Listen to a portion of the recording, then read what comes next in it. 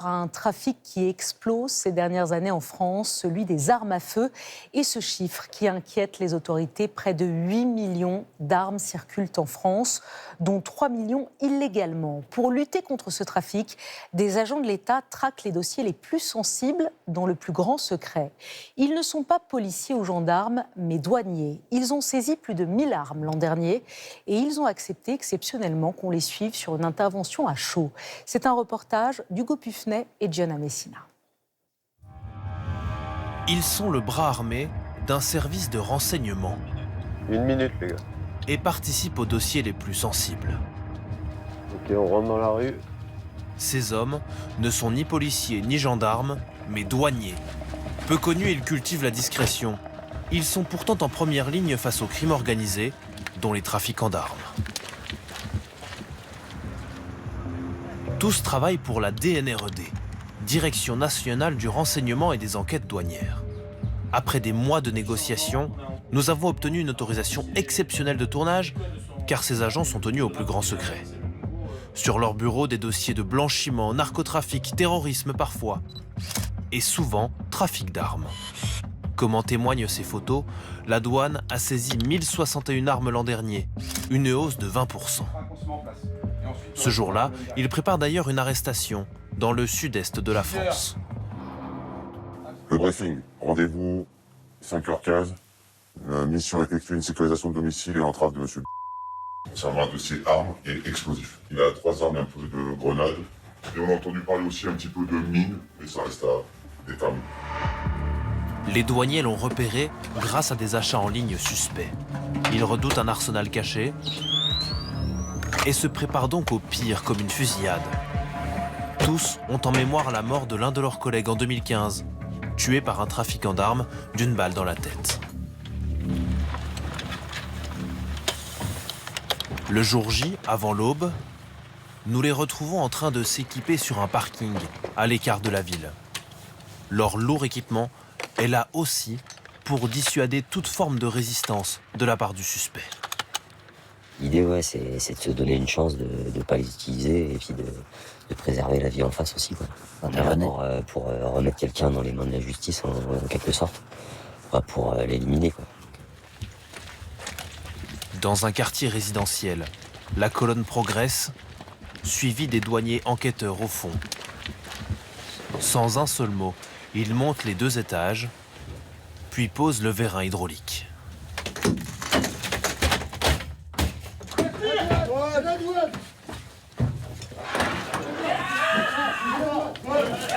Service des douanes, service des douanes. Une femme panique. Le suspect est lui menotté sans résistance. Les soupçons se confirment, mais pour préserver la procédure judiciaire, vous ne verrez pas les armes saisies. De manière générale, ces collectionneurs sont surveillés de près, car ils sont parfois liés au crime organisé. Ils aiment bien avoir des armes fonctionnelles, donc ils remettent en service, et puis ils veulent les revendre pour en acheter d'autres. Et finalement, ça part sur des circuits qui sont de toute façon des circuits légaux. Et après, on part la main sur ces armes. Elles peuvent demain servir à un braquage, pourquoi pas un attentat. À peine terminé, le groupe se remet sur la route. En moyenne, il intervient 2 à 3 fois par semaine dans toute la France, et toujours dans le plus grand des secrets. Eux aussi traquent les armes illégales. Nos équipes ont été aussi autorisées à filmer pendant plusieurs nuits les policiers de la brigade anticriminalité qui font face à des délinquants armés, souvent de plus en plus jeunes. Reportage en Guadeloupe où 12 personnes sont mortes par balle depuis le début de l'année. C'est un reportage édifiant, vous allez le voir, signé Paul-Luc Monnier avec Sarah Lerche. À peine 400 000 habitants et 40 000 armes à feu.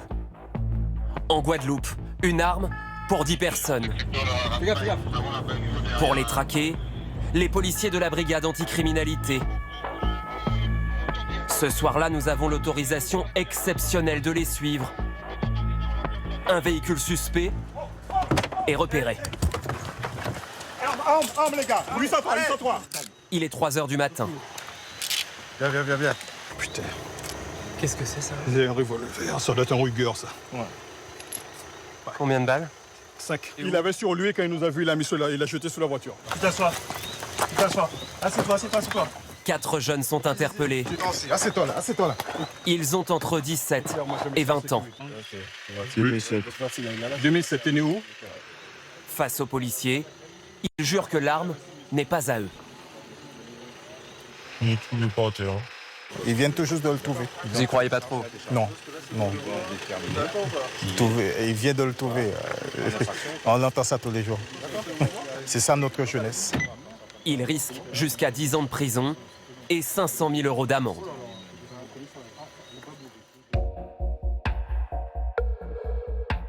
La Guadeloupe, un département français miné par les armes à feu. Une saisie tous les 3 jours. Voici certaines des armes récupérées par les autorités. De petits pistolets, vendus 500 € au marché noir. Mais aussi des fusils automatiques ou semi-automatiques.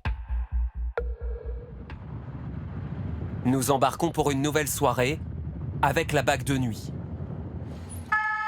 Ma victime est devant un bar, ils l'ont atteint à la jambe. Les policiers sont appelés pour un vol à main armée qui a dégénéré. Dans l'ambulance, la victime blessée par balle. Premier interrogatoire en créole. Qu'est-ce qui s'est passé?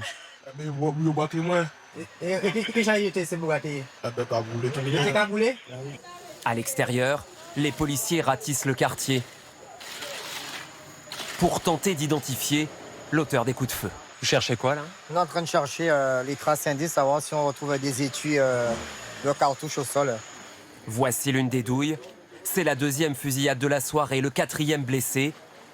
Pour les policiers, le combat semble sans fin. Ça vous surprend pas? Malheureusement, j'ai envie de vous dire que non, ça ne me surprend pas. On a beau, par contre, chercher d'être arrache-pied à la recherche des armes à feu. Ça continue. Mais ça continue. Des armes qui blessent et qui tuent.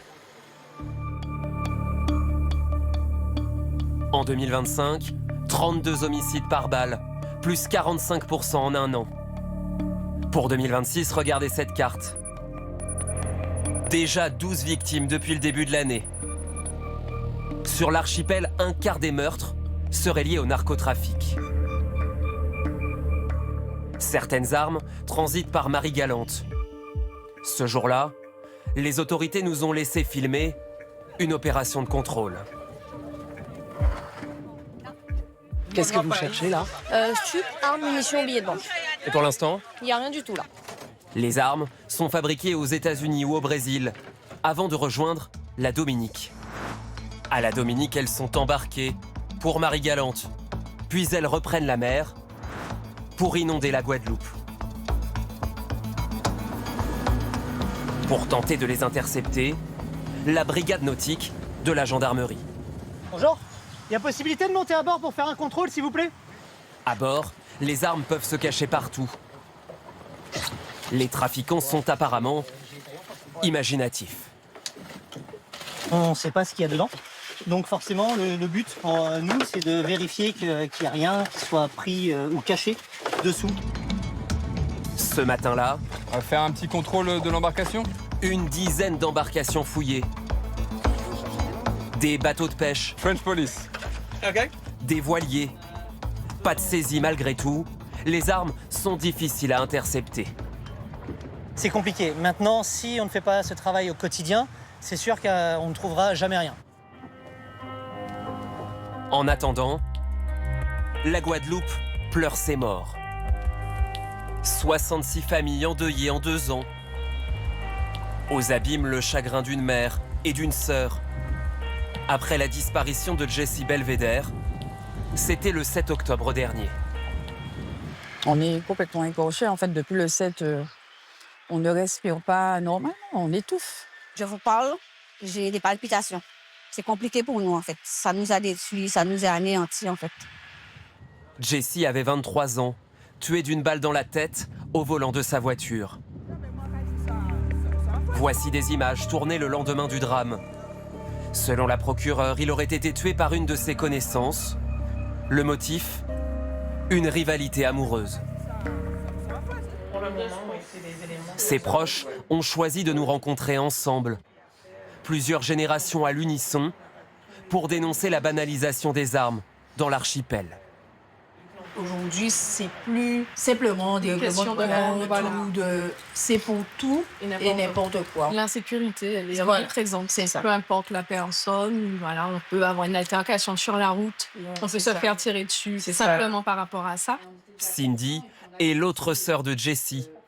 À 31 ans, elle s'interroge sur son avenir en Guadeloupe. Comment on peut élever nos enfants aujourd'hui aux Antilles? Moi, ça ne me donne pas envie d'avoir des enfants. En tant que sœur, je trouve ça tellement difficile à vivre qu'en tant que mère, je ne peux même pas imaginer. Le meurtrier présumé a lui été arrêté. La famille de Jessie attend désormais le procès. Face à la loi des armes ici en Guadeloupe, les autorités promettent plus de moyens pour la police et la gendarmerie. 2 nouvelles brigades nautiques, un laboratoire d'analyse balistique ont été annoncés il y a 7 mois déjà et devraient voir le jour, nous dit-on, dans les prochains mois.